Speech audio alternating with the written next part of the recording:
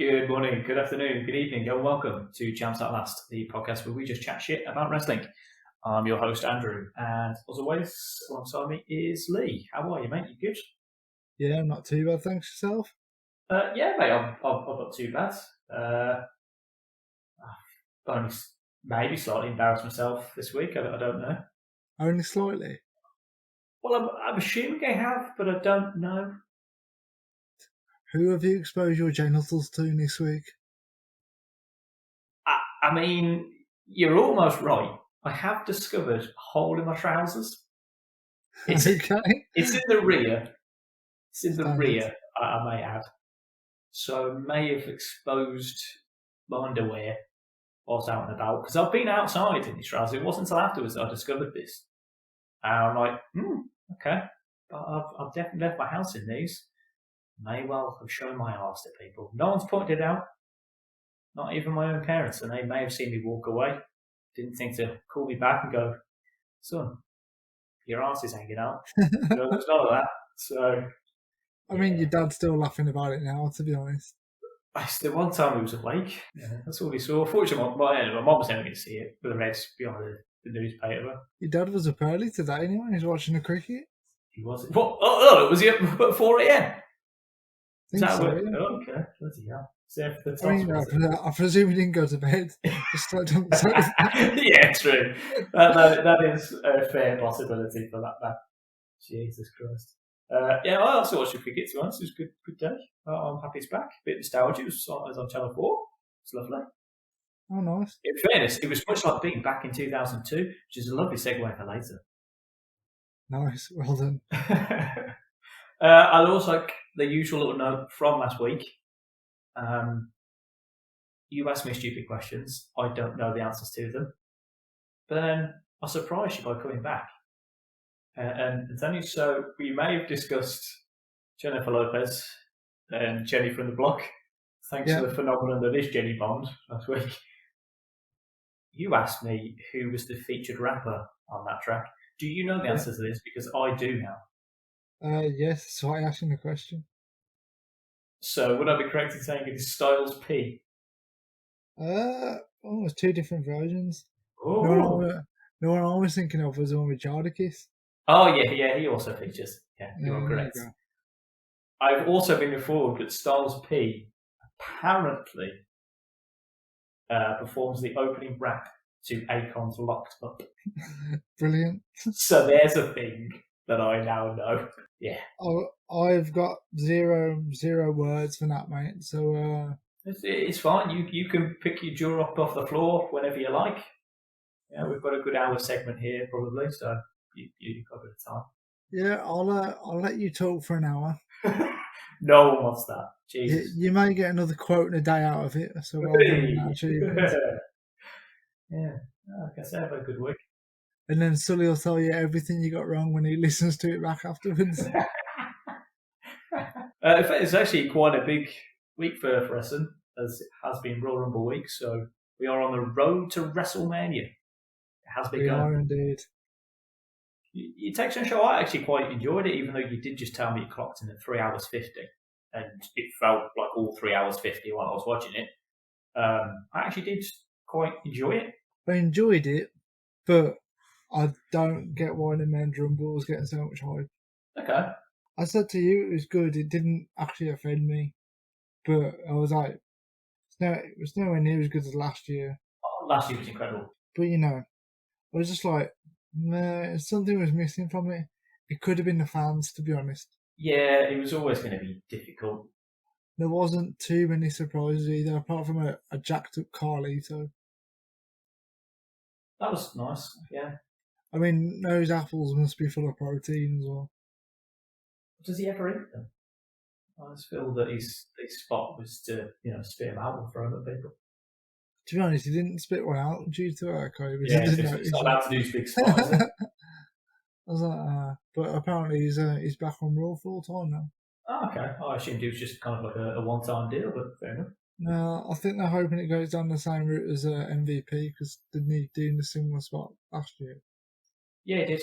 Yeah. He'll probably wrestle more than MVP has. Well, he's wrestled a fair bit, but I think they'll be more of an active member of the roster. Yeah, I don't know if Victoria is going to be back full time as well. Okay. She would actually be a useful addition to either show. Yeah, true. And you never know if Mickie James is still an active member of the roster or not. I mean, sometimes she commentates, sometimes she wrestles. Who knows? Yeah, it's strange. She'll probably be at WrestleMania and they'll all go, yeah, okay, fair enough. You don't want to ask a question about it. It just happened. And of course, your favourite comeback as well. You know who your favourite is, Andrew. Are you talking Big Tam? No. I was like, is she already there? I didn't. I liked that Big Tam showed up actually as well. To be fair. I'm talking about Foxy. Oh, Foxy! Yeah, what a woman, man. She even got a 24/7 talk around as well. She has indeed. Actually, do we know if Sam Rosenberg is still? Who? No, sorry, Pete Rosenberg has still got that. I know. It's because I really didn't want to say that Sam had it because I would have been really salty that prick had got it. So in my head, I was so like, God, I want to fucking rip Sam Roberts here, but I didn't give Pete the attention that he deserves, the adulation there. Yeah, has Pete still got it, or I don't know? We just wait until the next pay-per-view and Booker's just going to lay him out. Because that'd be pretty funny. Shucky, quack, whack, just smacks him across the face. He wouldn't see that shit coming, would he? Be on a pre-show to Elimination Chamber, so no one will see it. Hey, nah, probably lose it on the bump. So, what did you think of Edge winning? Yeah, Royal Rumble. I mean, I didn't mind it. I'm not sure how I feel about him being a wire-to-wire champ. It's like, okay, I suppose I've got to try and build him up though, because it's still going to be a guy who likely isn't going to actually wrestle a match until WrestleMania. So you've got to hide it somewhere. He did wrestle on Raw the night after. Oh, I don't know. I didn't watch it. He main evented against Randall. Yeah, but that didn't end like a no contest or some shit. Yeah, I think they wrestled for a bit now. Oh, okay, cool. Then they teased that he might go after the NXT belt, and I was like, you know what, I would actually prefer this 100%. So Roman Reigns or Drew McIntyre. I would, but you know that NXT to me is sacred, and after the shit that we had to endure with bloody Charlotte Flair coming down to win a meaningless title. Oh no, I think Edge would actually care about it. To be fair, in his promo where he said that he actually watched NXT every week, I actually believe that. Well, I mean, his wife is on it. Oh, she didn't speak during that segment. Oh, to be honest, I fully would have broken complete kayfabe. If I was in there, I'd have just let her go, sup, darling? So you want to go for dinner later? Like that. Everyone knows. And then they teased a little Karrion Kross match as well for him. Exactly. So, I don't know. So yeah, I'm 100% on Edge versus Pete Dunne at WrestleMania. A boy can dream. Yeah, you keep dreaming, son. You keep dreaming there. What, you're telling me you wouldn't like to see Pete in a championship match at WrestleMania? I would, but his promo needs a bit of work, but it'll be okay. I need to get Pat back in for him, I think. They need someone for the talking. It's not him. How do you feel about Becca Bailey with him? Because I thoroughly enjoyed that Women's Rumble. Absolute riot for me. Yeah, I mean, when I was texting you during the night watching it, I had very low expectations for the Women's Royal Rumble because they barely have 30 women. They are about 12 people for it at the start of the night or something stupid. So and then it was just like, so how are they going to do this?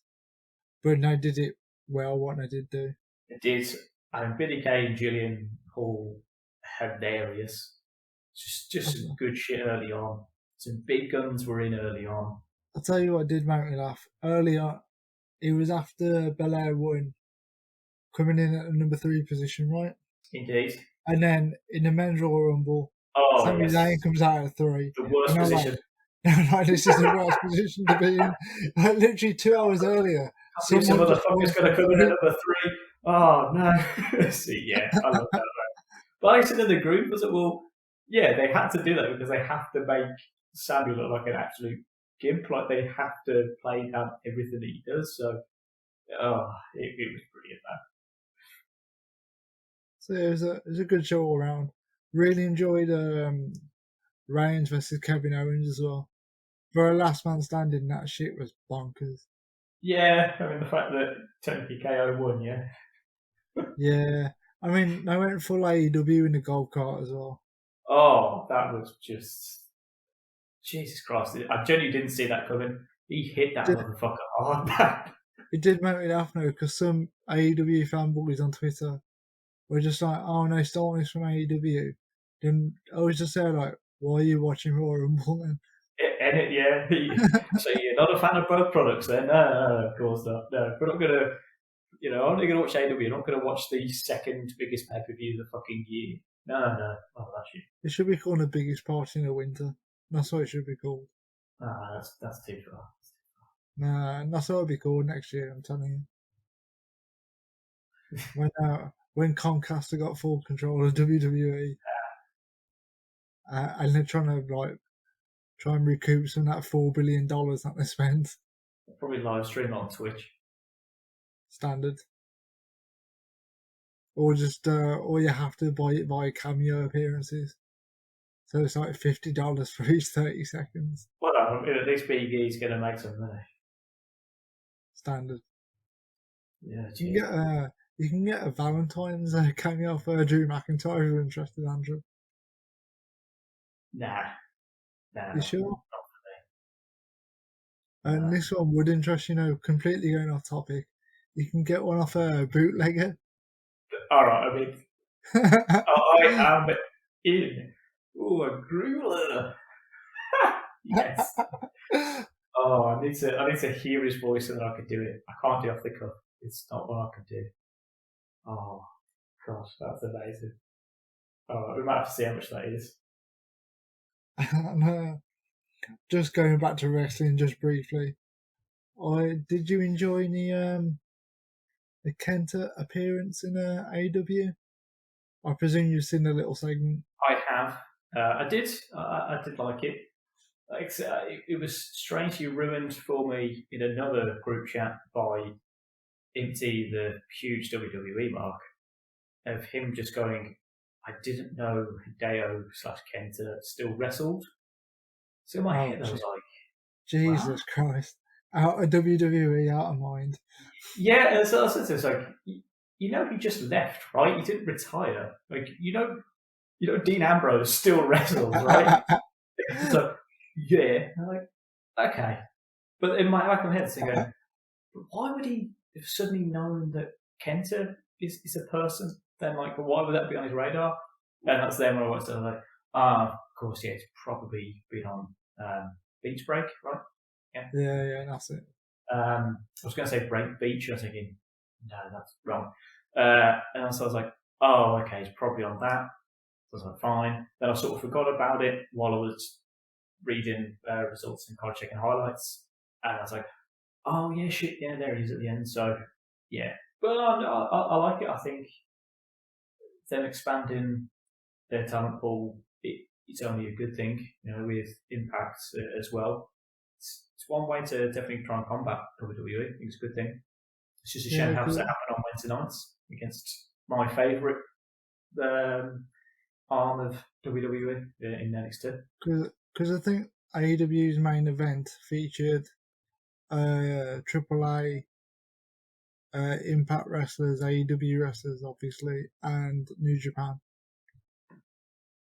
Yes. Then they also had the NWA Women's belt. Yeah, they do. Yeah. Lower down in the card, so literally it featured 4 or 5 different companies throughout the night. Exactly. Which, to be honest, can only be a positive. Yeah, definitely. I'm all for it. But I've said to you before, I do feel that sometimes it does feel a little elite. And I think they do need other talent to kind of make it feel a little bit more exclusive. I don't want it to just be the Young Bucks and shit. I want to see other people do stuff. In a month's time as well, you've got Shaq versus Cody. Something I'm not interested in at all. Ah, Honest. you'll love it. No. Oh, no, sorry, I thought I was talking to Greg now. Yeah, not for me. Yeah. To be honest, I think in the future NXT will be moved to Tuesdays, and then AEW will start on Wednesdays, Just have free reign. and then start free reign, and then I can watch both. That would be the dream. So it'd be delightful. Yeah. So it is now. I don't even know. It must be September, I assume. It'll be the pay-per-view after SummerSlam, right? Yeah. We're in September now. Sweet. Mate. So we are September 2002. We are in the City of Angels at the Staples Center, an arena that I do not have any facts for at all, I'm afraid. What? Nope. Well, I've never been, and I don't think anything cool's ever happened there. Lakers winning multiple NBA championships. Yeah, but that's not like something interesting, is it? That's something you'd expect to happen there. Alright, Clippers have probably won a few games there as well. Presume they play there as well. Maybe. My basketball knowledge is weak. Don't think they do. Fuck it then. I think don't they play at the Forum? Oh, I don't know, Andrew. I don't know. Basketball isn't my sport. Beyond NBA Live 99, that's it, right? Pretty much, yeah. I dabbled in I'm gonna say like 2K12 as well. Ooh. Not the one we both brought and then never played. Hey, I played the tutorial.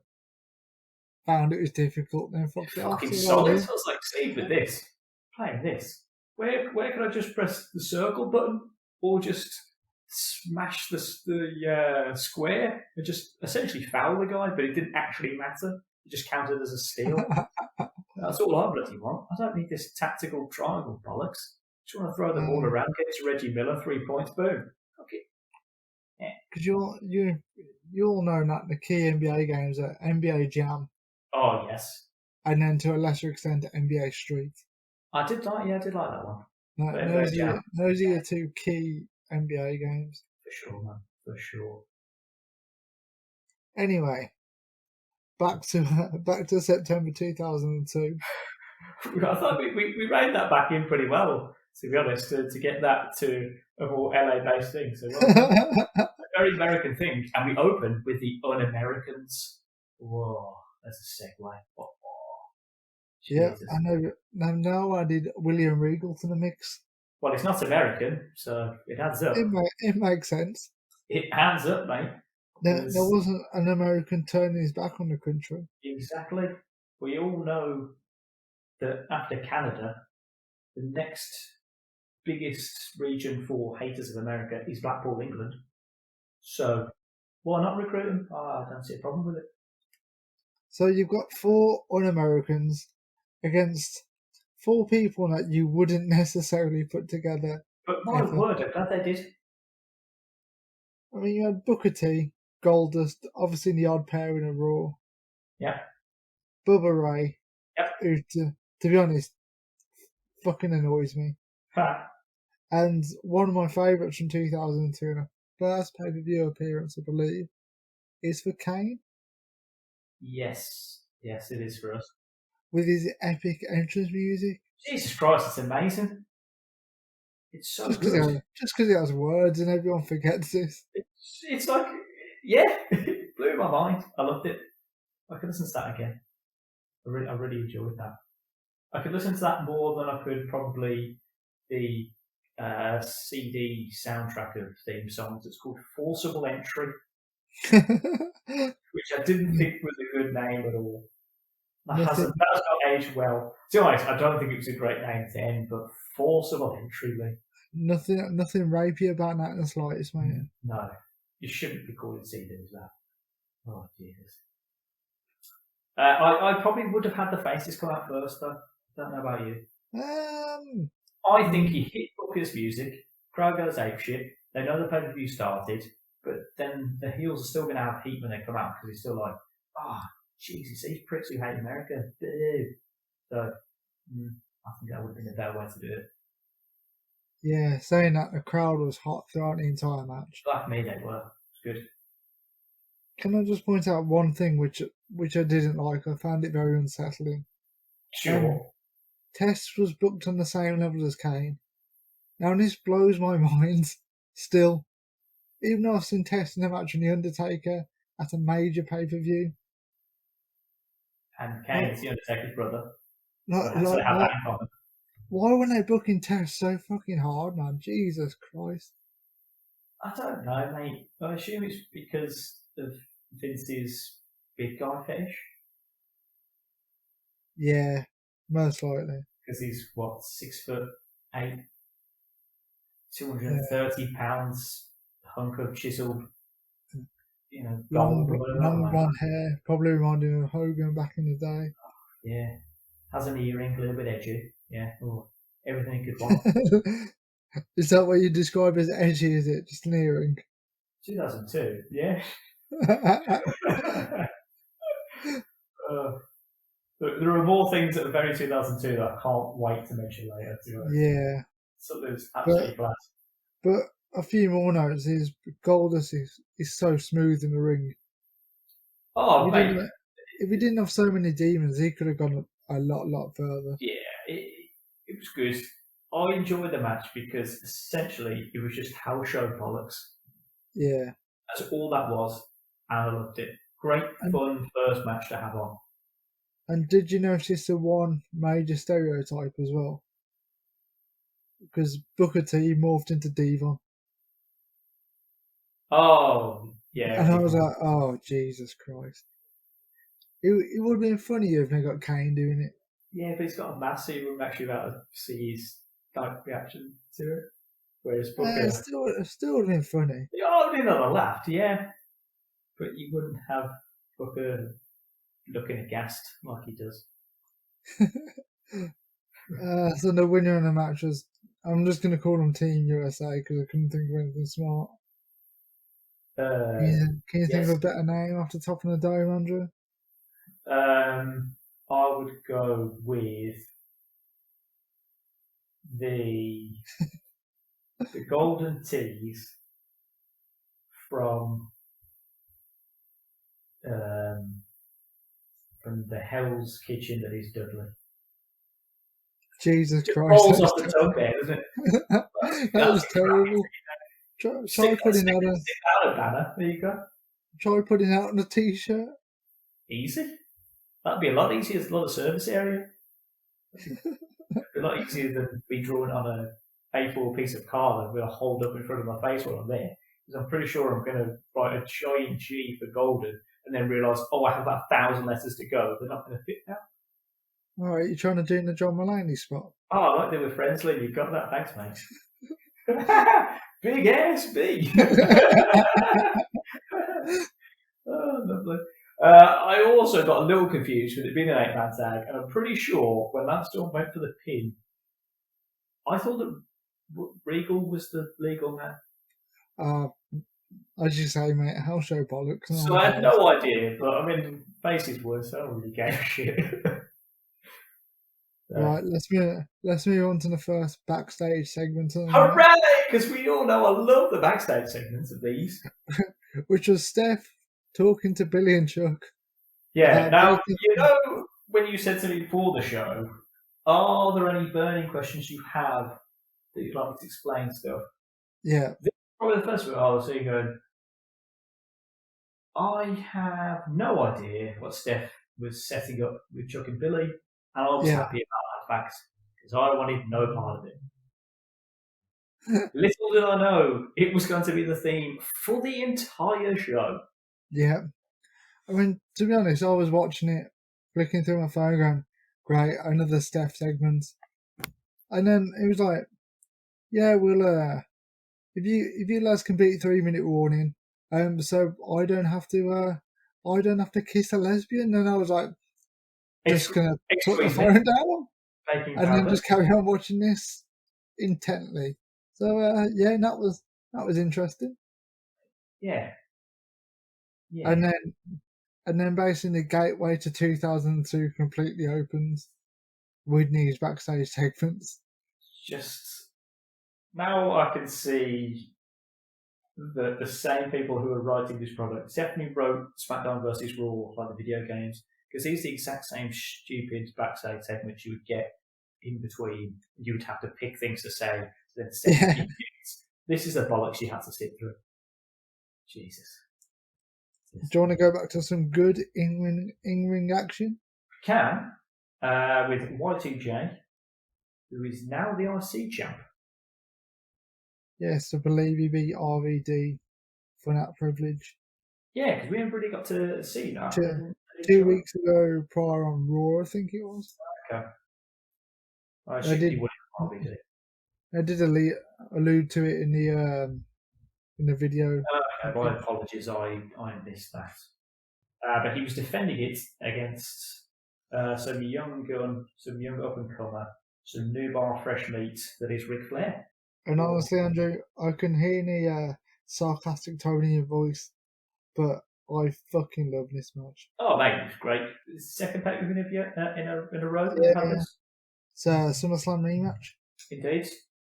And Flair bumps like a boss.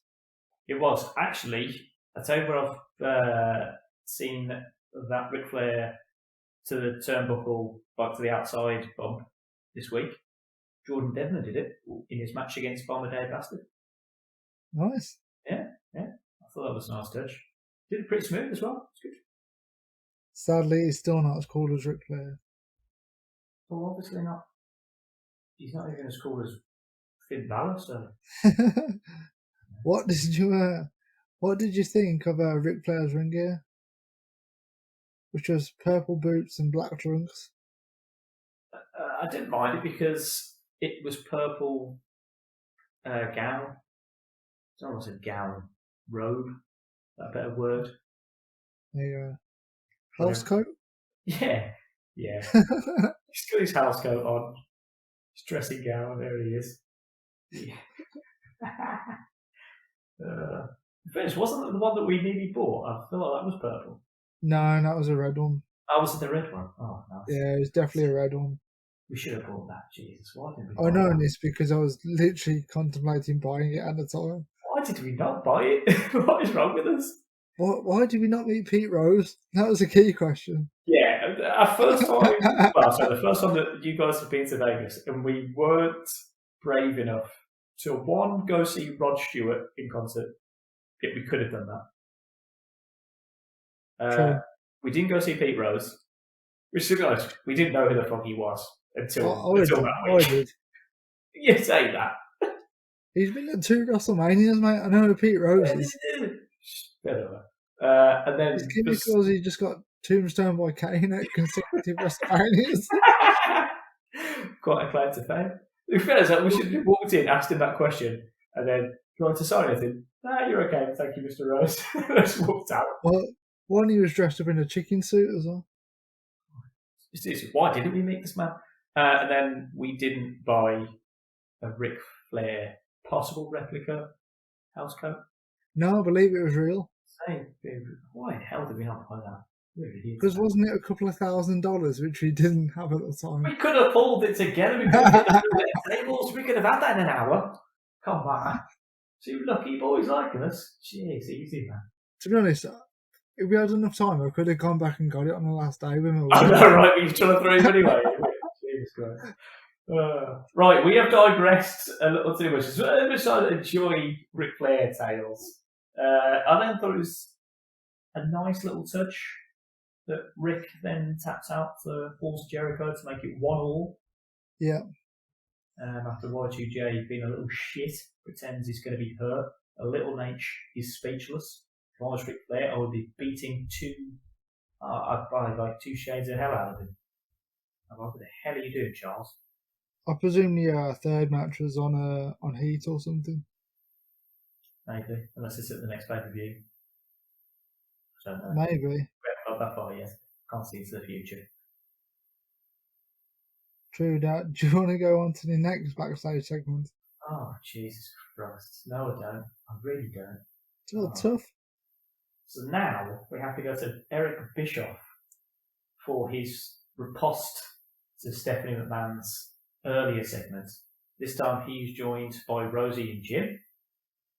Thank you. I paused for the laughter. Yeah, sorry for 3-minute warnings, Rosie and Jamal. Yeah. With Rico, the fucking turncoat, turned strategist, because no one knows Billy and Chuck better than Rico. It's a valid point. It really is. I also didn't like the fact that he used the word dab of Vaseline. I grew up in my mouth lip. He used the phrase a dab of Vaseline. And if nothing screams podcast title to you than a dab of Vaseline, then I'm not sure what else we're going to talk about for the next half an hour. That's top of the chart so far. See, I was just like, because I completely forgot about 3-minute warning. Obviously not as good as 4-minute warning. Obviously, absolute banger. But yeah, like Jamal turned into Umaga in a few years' time. Yep. I believe Rosie is Roman Reigns' older brother. Oh, okay, nice. Who later turns into Hurricane Psyche. Oh, good for him. Yeah. Good for him. I don't think 3-minute warning lasted that long, to be fair. Maybe approximately 3 minutes. No, they make it to Survivor Series. Yeah, okay.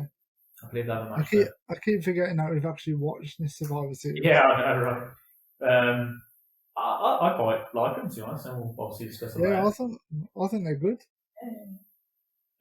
Then, just before we have Eddie versus Edge again, in another rematch, we've got a nice little segment with Shaq, because obviously we are in the Staples Center, and you're beloved Lakers. There's Shaq and his son punching him in the face. Yeah. A nice touching father-son moment there. It really was, yeah. So it's up there with Shane McMahon and his kids. It's up there with Goldberg and his topless son. It's up there with Titus O'Neil and kissing his son. Swear on the lips. You took my bit. Swear on the lips. Just to avoid any conversation about this, because we were going for hours. Also, we would be remiss if we didn't talk about Titus O'Neil falling straight under the ring at the greatest ever Rumble, with it being over. I'm not having that in the Royal Rumble bit. Just fuck off. Nah, I fucking hate that greatest Royal Rumble. Fucking Saudi bollocks. Yeah, but it gave us the greatest gift we can imagine. Titus O'Neil disappearing in front of our eyes. Anyway, going back to Edge versus Eddie. Again. Yeah, again. Why did they run Edge has got a concussion? Mate. Angle? Oh my god. I felt so uncomfortable during this match. Because they literally go, Edge suffered a mild concussion 3 days previously. Yeah. And then they're talking of like, you know what should be a good tactic in this? Eddie should really be targeting the head. You know, he's going to be losing. I'm like, what the actual fuck? Yeah, I thought this was pretty bad. I've literally got this right down as, if I wanted to carry on the concussion angle, which being all in 2021's in bad taste, but, you know, if they really wanted to go home with it, you just get Eddie having a quick win against Edge due to rattling Edge's skull, and then just, you know, calling it. No, we'll make him wrestle 20 minutes.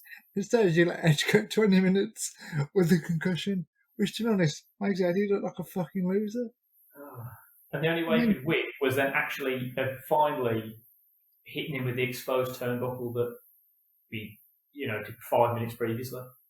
So, yeah, winner Eddie Guerrero, because there isn't much more to say about that match. No, it was rough. It was better than the SummerSlam match, I'll give him that. Yeah, not bad considering Edge didn't know where he was. It was more like, what the fuck, why am I running a concussion angle?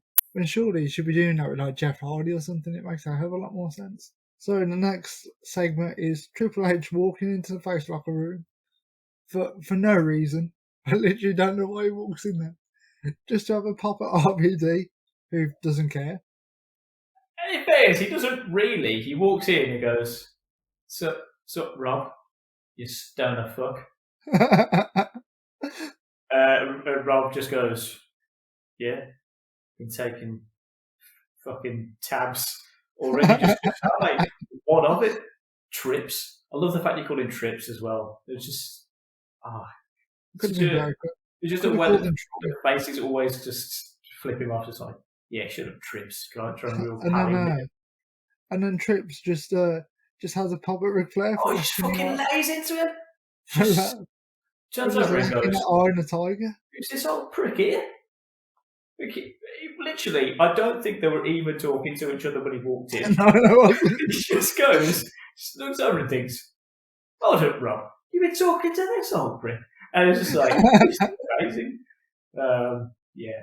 And not to get too far ahead of myself, I'm assuming it's going to kind of eventually set up Evolution. Yeah. Well, I It may or presume may not happen later on in the show, but we'll get to that in a minute. Then the next segment you've got it's what I believe is the real main event. A recap of Brilliant Chuck versus 3 Minute Warning. So much shit going on there. But there's only one highlight, and that's Steph kicking Eric square in the bollocks. For the second pay-per-view in a row, we've had just a clean shot to the groin. I mean, you know, it was a hell of a shot as well. It really was. But that commitment ceremony, bear in mind, I know this commitment ceremony happened just from being around wrestling, even though I wasn't necessarily watching it live at that time. Whenever I know these things happen, I totally forgot that it was Bischoff. Yeah. In a classic 2002 phase of just wearing latex masks as disguises. That was a thing of just prank shows and stuff. That was a thing. Love that was happening. It was a style at the time, wasn't it? It really was, yeah. How are you doing your hair? I'm doing it on top of the latex mask, and I'm going to be someone else also. Sometimes in blackface, because, that's appropriate later. Yeah. Oh, I forgot about that. No. Oh my god. And either Rosie or Jamal, I can't remember which one, drops the safest Samoa drop I've ever seen on Steph. I mean, God bless that man. They went, dude, just please don't kill her. And he's gone, you can trust me. And to be honest, it was good. I feel like it was onto some rug as well that may have softened the lamp. And so I was like, well played that. Well played. Then they cut to, well, I'll be honest, it was very much a smash cut to it, because that commitment ceremony didn't really tell me why there was then suddenly a protest of HLA. No. Stands for Hot Lesbian Action League.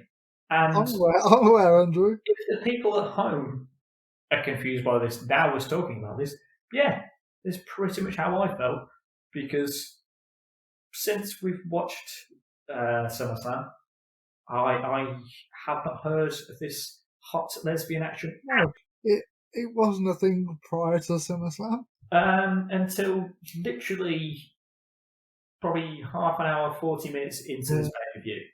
Well, when I was watching this pay-per-view, I actually wanted to text you and go, "What's this hot lesbian action about?" And you would have gone, "What the fuck are you on about?" Yeah, but you know my rule: we don't talk to each other about the pay-per-view until the day of recording. No, yeah, my rule: keep this shit organic. I think it works out. So that process is there. I was like, this is some awful bollocks. Steph then in a disguise worse than the one that she wore in Undercover Boss. Oh, fuck yeah, forgot about that one. Yeah. This one, she was basically just almost wearing a wig and had normal business clothes, but hiding somewhere in the back, and then launches herself at the groin. I didn't understand why they were called 3 Minute Warning. But where did that name come about? Didn't get that. So basically, like, Bischoff used to be in the ring with the baby faces at the time. You know, like your Hurricanes, that sort of low level. Hurricanes get a lot of attention, isn't it? Yeah, go on. And basically, you just used to go like, "You've got 3 minutes," and then their music would hit, and they were just destroying them. So no call 3 minute Got warning. you. Okay. Yeah. All right. And Okay. that used to be in the pop from the crowd because Bischoff just used to go, "You've got 3 minutes." You know what? I actually don't hate that angle. Yeah, it's a good angle to be fair. Yeah, that's not terrible. But at this moment, bear in mind this is now. My thoughts may change later on as this pay per view progresses. But at this very juncture, I had written down. So, we haven't actually explained what the deal is. So, Chuck and Billy are going to have a match against Rosie and Jamal, right? Yeah. If Chuck and Billy win under the stewardship of Stephanie McMahon, Yeah. that means that Eric Bischoff has to kiss Stephanie's arse, right? Oh, was that the stipulation? Yes. That bit actually wasn't made clear to me. Oh, okay. Yes. That made it abundantly clear what you thought around was. Yeah. So that was if Chuck and Billy won. However, if Rosie and Jamal win under the stewardship of Eric Bischoff, then the comparable Stephanie McMahon would have to. She would have to interact with some hot lesbian action. That's all I'm going to say. You think whatever you want about that. You make your own judgments about it. Before watching this match, Andrew, who did you want to win the match? Now, this is where I get to. Where I was like, would Steph really want to get her arms out? It's like, sure, she would win the match, but she would have to get her arse out. Whereas, to be honest, I didn't feel that just kissing another woman was that bad. Like, big whoop. Like, if the stipulation was there, and they go to me going, oh, yeah, if you lose, you've got to kiss this dude. I'm like, okay. Like, I don't see how that would be that embarrassing, but I wouldn't necessarily want to get my arse out. And you're talking to a man who has split his trousers this week and probably did have his arse out. So, yeah. You're really getting over the fact you've had your arse out this week. I know, right? Well, I thought that, that's what lockdowns come to, mate. Anything to get some sort of attention from another human being. Yeah, so I was like, I didn't think it was that bad if I lost that match, because it's like, I don't know, just kiss another person, big whoop, you know? Yeah. And I also thought that Eric Bischoff and Jerry Lawler could fuck right off. I assume that was to do with just the drooling and the whole hot reaction shit, which just... I'm going to point out, now not you actually got to talk about the match.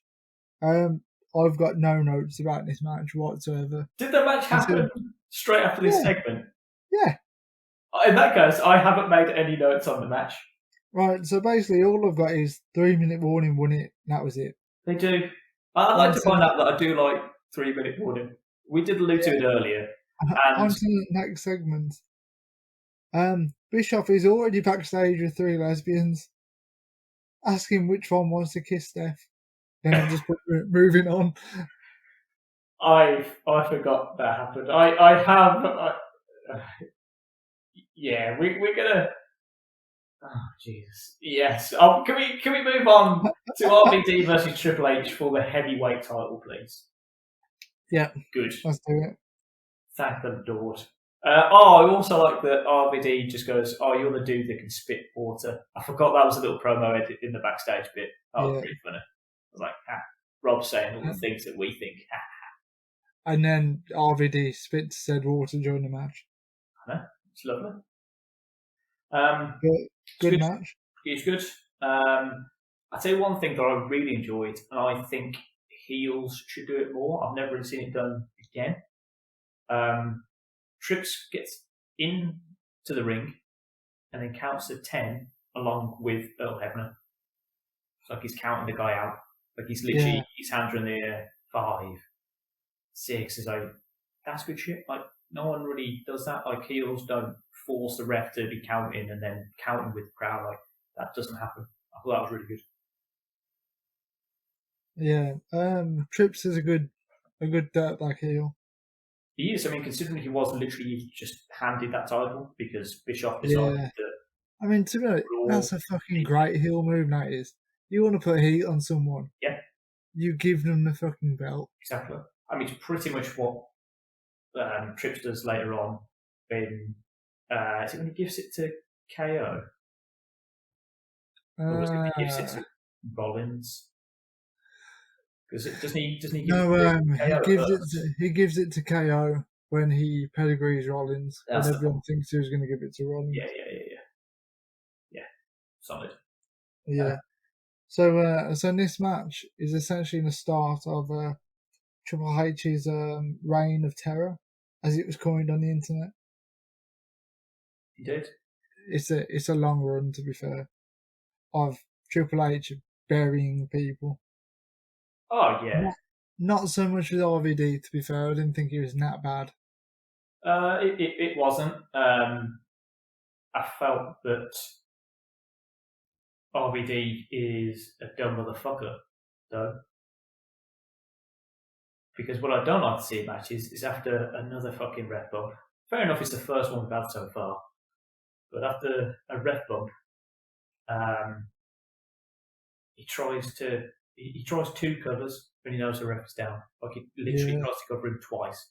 I'm like, Rob, are you literally stoned? Like the ref is I down. mean, he probably was, to be fair.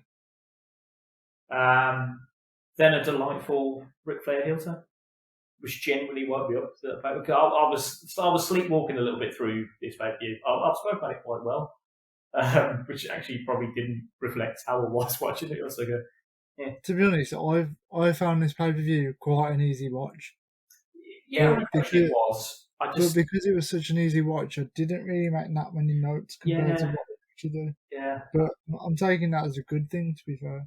I like that we do this now because this is what I like about pay per views. Is then talking about it. That's why I enjoyed Rumble this Sunday because you and I were just texting the whole time. That's what makes the Rumble and things like that fun. Little things happen, we just text each other straight away. So us not watching this together, that seemed weird. I like talking about it there. So yeah, Rick Turner was like, "This is sweet." Crowd was fucking shook. Like they did not see that shit coming at all. It was brilliant. And like I put in notes, I was like, "Evolution?" question mark. And Yeah, the thing which kind of annoyed me now is because we started watching a Backlash, Rick was face, and then turned heel, and then went back to face, and now he's heel. are you trying to tell me that for 2002, Ric Flair was Big Show?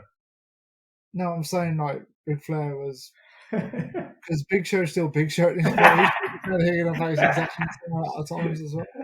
So yeah, that was the one thing that slightly annoyed me. I mean, it could have been worse. They could have tried to bring back the NWO, I guess. Yeah. That then brought us to the strangest segment of the evening.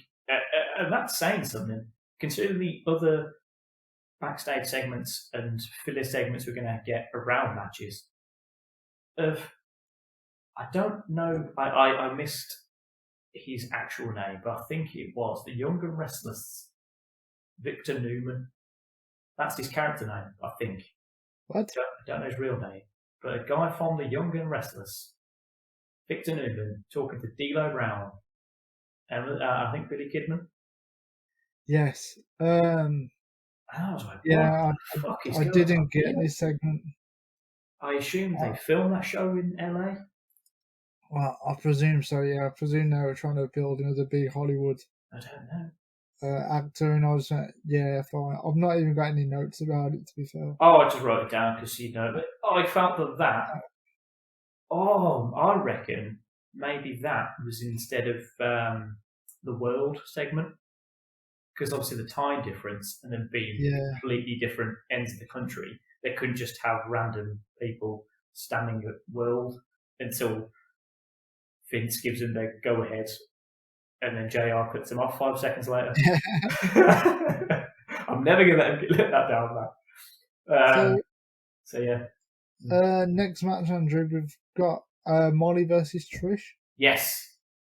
In what was the longest Divas match so far, I think. It was. It clocked in at 7 minutes. Nice.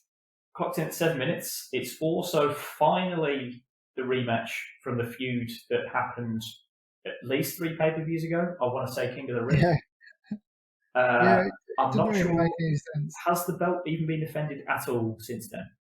I continue the question because I don't know what would have happened Who in that knows? 3 months afterwards. I'm not listening for Yeah, an answer from you. it was a solid match.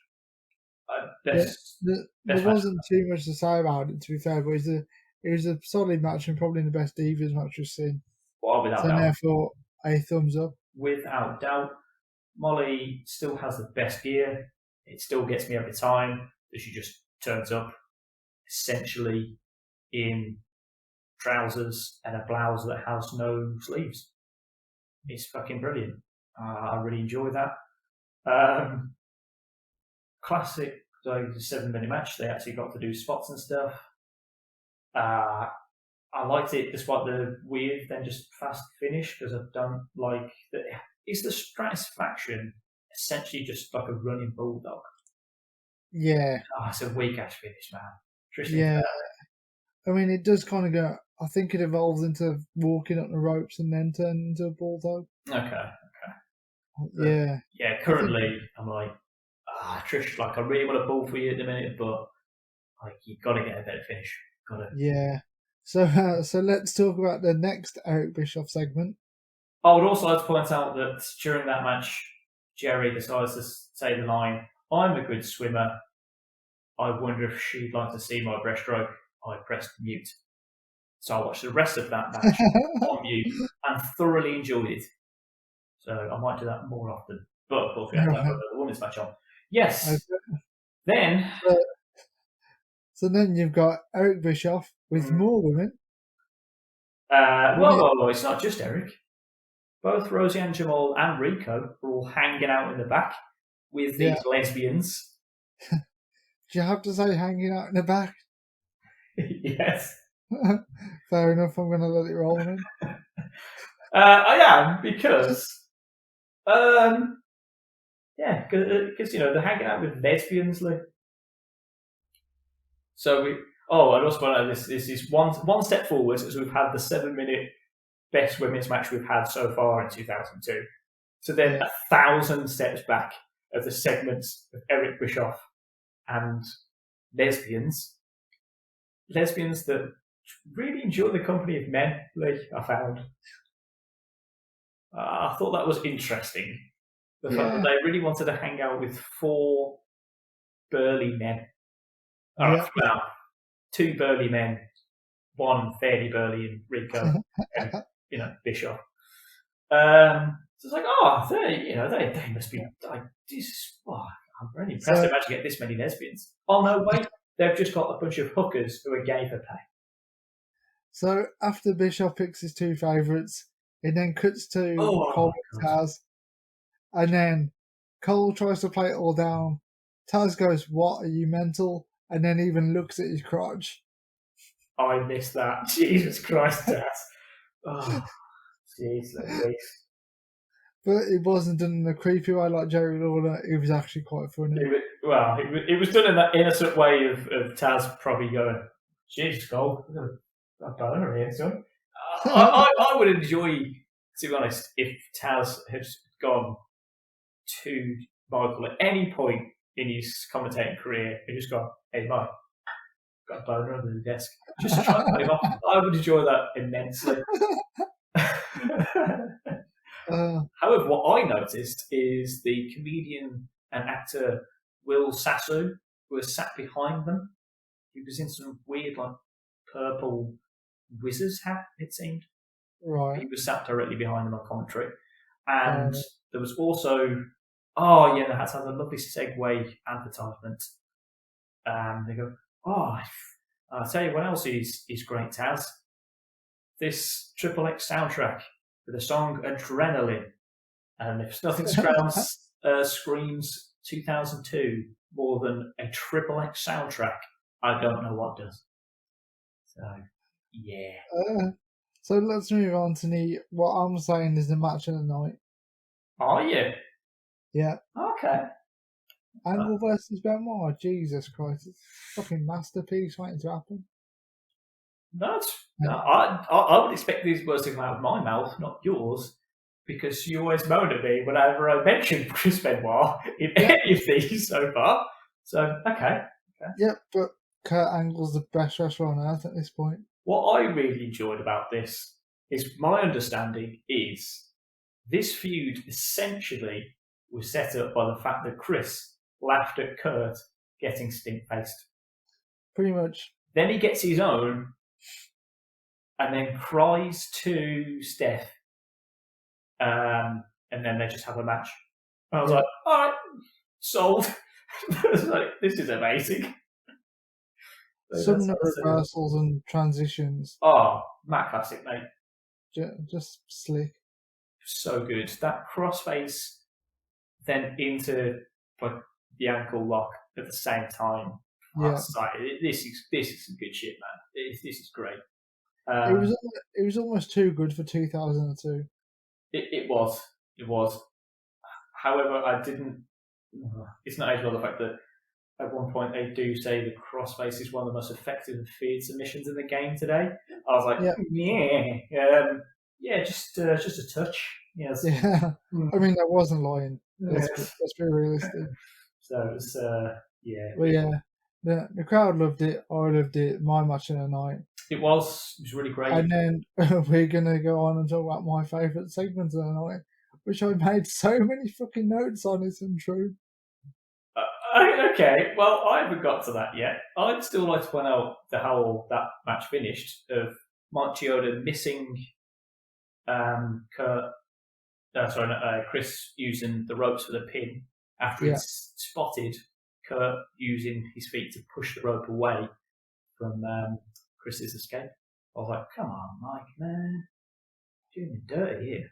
But I'm assuming it may well set up another match down the line. Whether we get that pay-per-view, maybe for our sake, I hope we do. It's not lost to a Raw or a Heat or a SmackDown or whatever in between. Or have I lost it to? There you go. Some other bollocks, I don't know. We had a very brief Brock promo where he doesn't speak, just lets Paul speak because he's smart.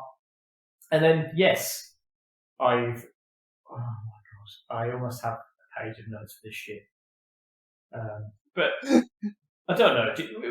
Would you like to go first?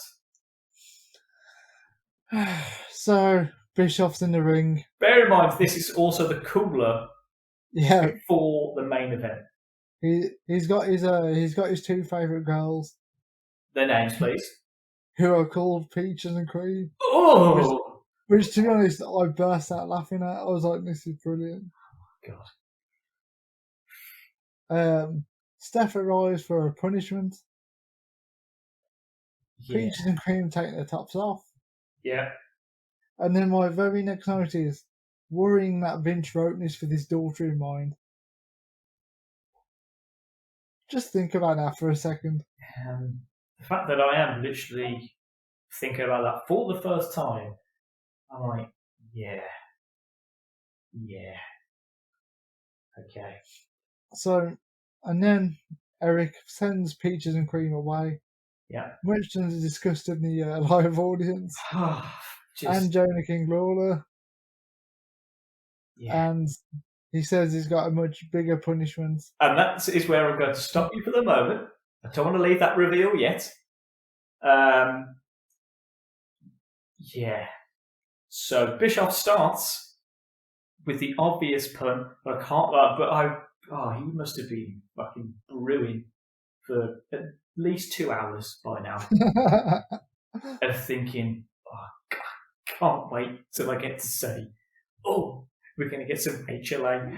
We're here in Los Angeles, but today LA doesn't stand for Los Angeles. Oh no, today LA stands for pauses for effect. The crowd's like, oh my God, he's going to say lesbian action. And my God, he bloody well does. So then JR. No, thank God, he was disgusted.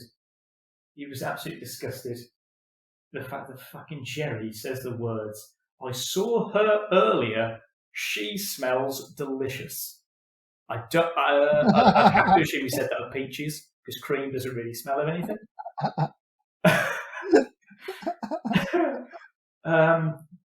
Also, the fact that they called it lesbian action instead of Los Angeles, to me, screamed the fact that they had better long-term booking for that joke alone than they have for any of the storylines. Like, they went, you know what? We're going to have fucking Unforgiven in LA. Oh my God, he's got this spot where he says hot air lesbian action. You know what goes there? Just that absolutely fucking baffled my mind. I wouldn't mind, but the crowd were chanting HLA. Of course it was 2002, for God's sake. And of course it was bloody over. And then the fact that I think I genuinely might hate Eric Bischoff. I've said it. I wanted to try and hold off, but no, I'm done. I can't, oh my God. The fact that, yeah, he brings out these women, and you're like, oh, yeah, oh, they're going to do whatever they're going to do. And it's like, wow, no, I've changed my mind. So the crowd's like, what the fuck is this guy doing? like whip the crowd up to his frenzy, but then not actually do it. Like, you want to be, this rolls on him. He's not trying to be heel with the crowd at this time. He's trying to be that kind of like cocky prick and play off what's supposed to be the stuffy corporate Steph and everything. So sure, that means that he's trying to be cool for the crowd and everything. You know, he's bought in all this edgy shit. But then here he is now, being an absolute prick to them, like, oh, I'm going to bring in your favourite bloody thing you've been chanting for all night. But then, whoa, not so close. Don't do it just yet. I ain't going to rev up so much. Let's bring Steph out. I'm like, oh, yes. Don't worry, I'll let him take the tops off for you. Oh, yes.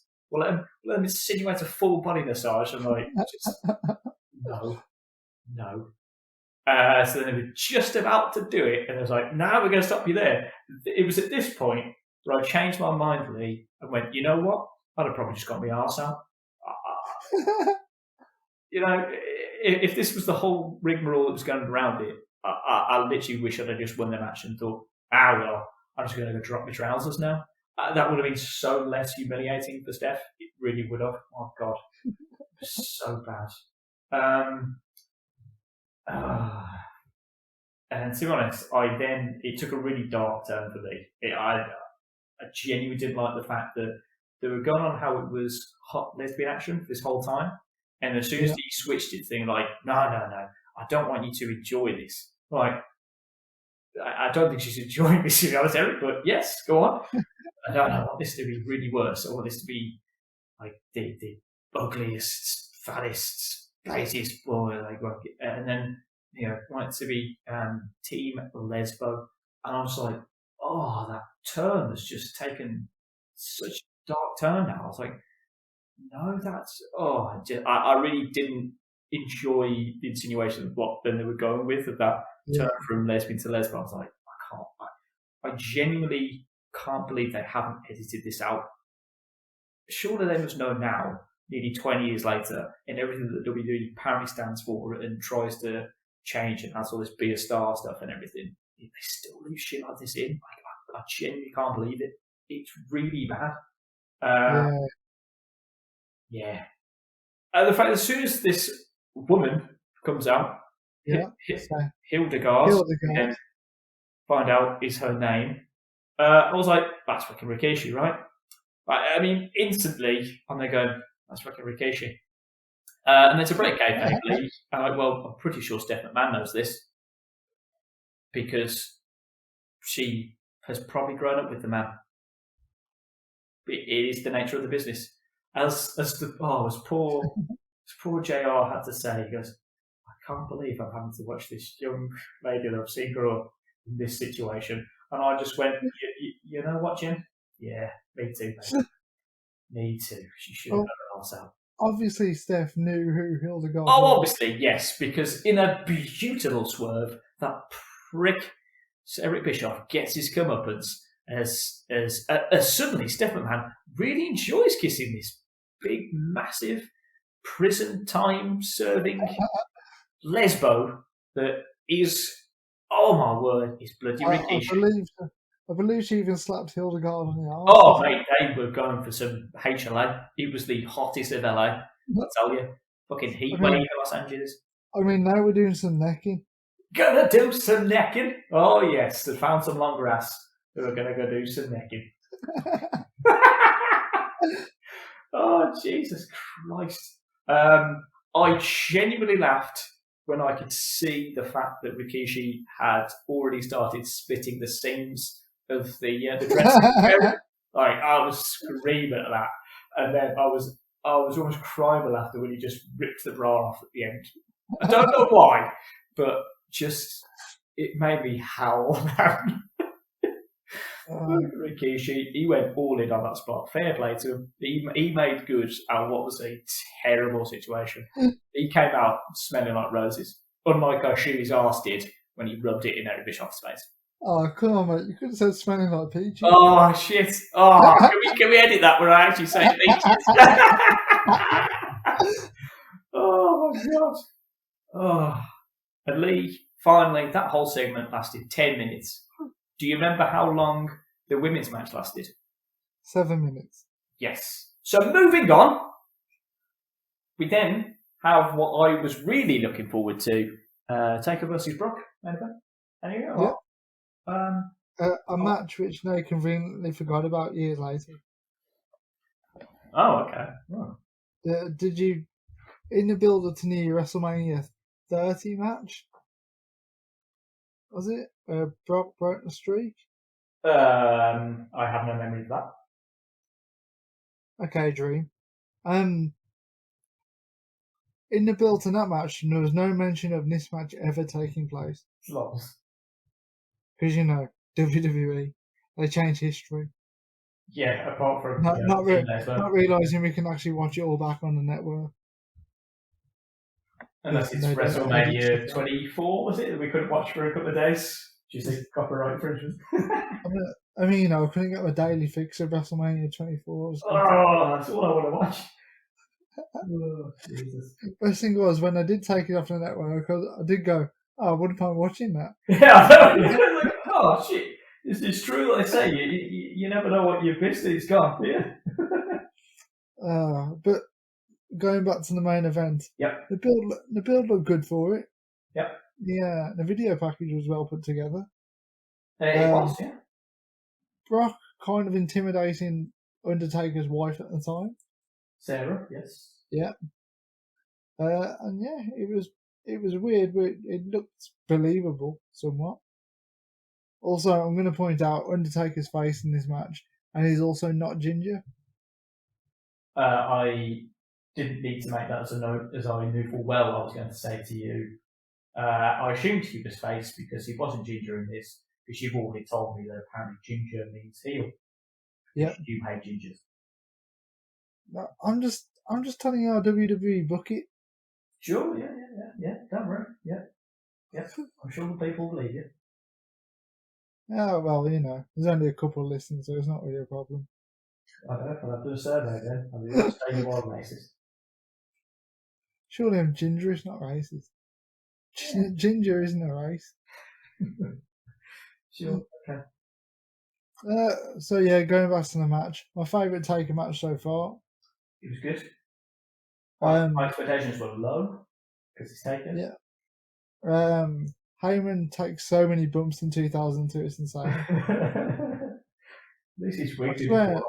They literally did the same ref bump that they did in the Triple H match. Oh, damn. And I was like, don't get this. Then, one bit that really baffled me, why did Matt Hardy run out and attack The Undertaker? Just 5 months ago, Brock fucking destroyed him. Oh, to be honest, I didn't go that far. I literally just, my note says, why does Matt Hardy arrive? I forgot that, yeah, he destroyed him like 5 months ago. Because if you remember, Paul Heyman was rifling through Lita's thumbs. Oh, God, yeah. Oh, my word.